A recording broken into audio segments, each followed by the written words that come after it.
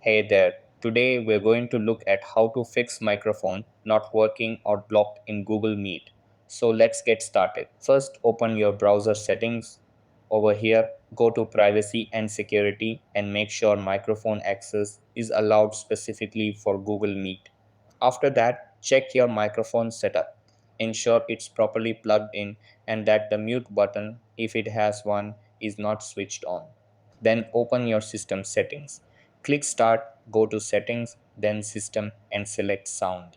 Over here in the Input section, choose your preferred microphone as the default device. Adjust the volume slider to a suitable level. After that, go back to Settings, open Privacy, and select Microphone. Make sure the option to let apps access your microphone is turned on and confirm that Google Meet has permission. Then, if you're using a headset, double check the connection. You can also restart your computer to clear minor glitches.